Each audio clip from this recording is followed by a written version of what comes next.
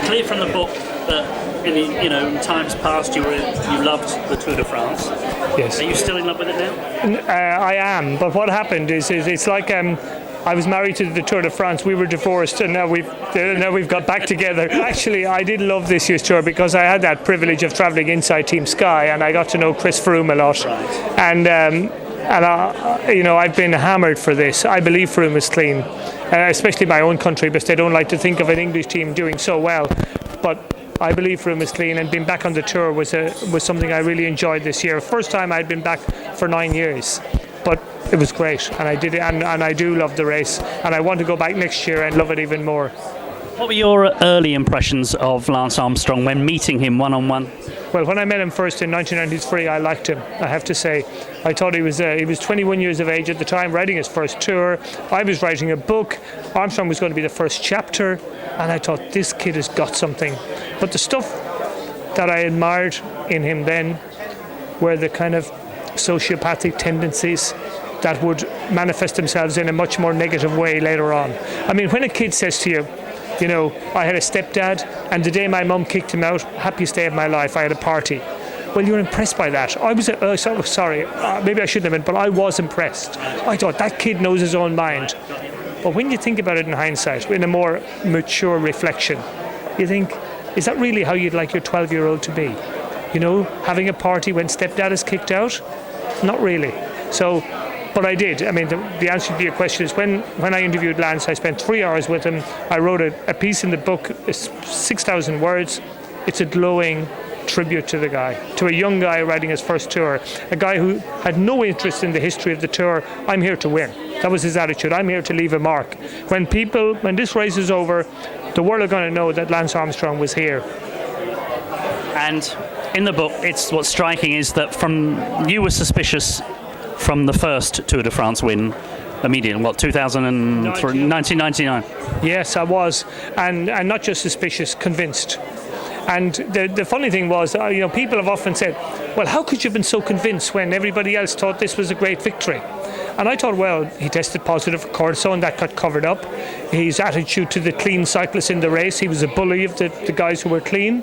And every answer he gave on doping was unconvincing. And he was so brilliant in the mountains when previously he'd ridden the Tour 4 times and he'd never been competitive in the mountains. And I thought it all added up to, this guy is as dirty as sin. And then people said, I don't know how you were so convinced. Well, when I was writing Seven Deadly Sins, I went back and I read all the stuff that was written in 99, every last line of it. And I thought, how did anybody think this guy was clean? If you were alongside of me and you were seeing all the stuff I saw, you'd be saying, of course, David, it was obvious. And it was obvious. But there must have been times when you felt like giving up the pursuit? Honestly, no. I know it might sound, I never did. I was advised to.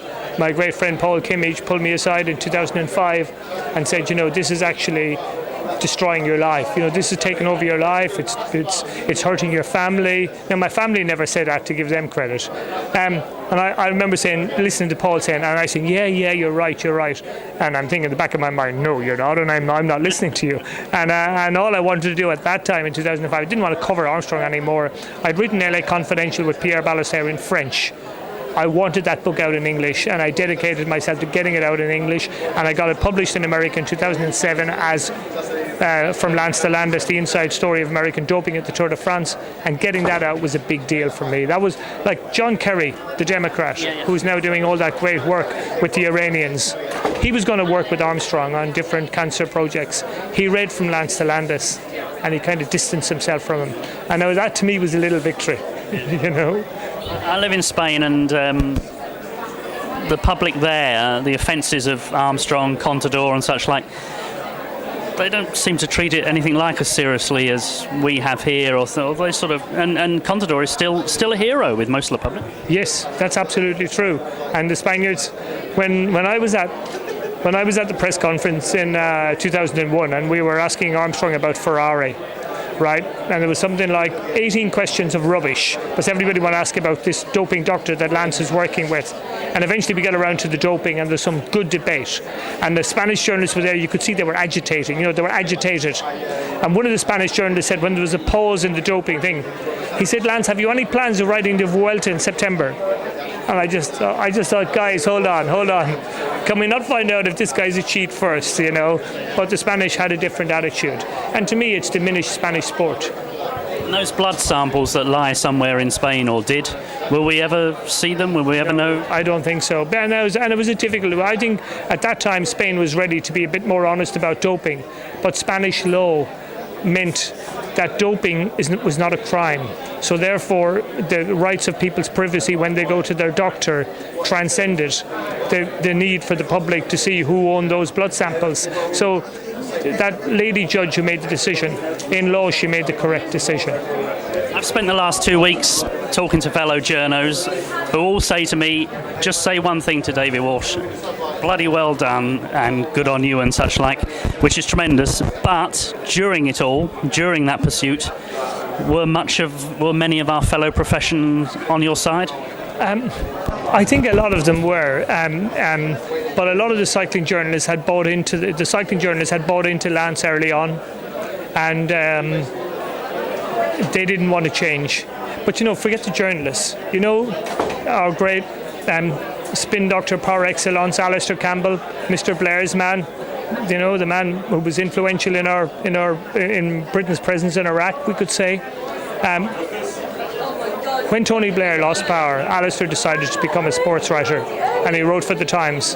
And the guy he most wanted to interview was Lance Armstrong, at a time when the evidence that Armstrong was a doper was overwhelming. Even the dumbest of dumbasses could have seen Lance was a doper.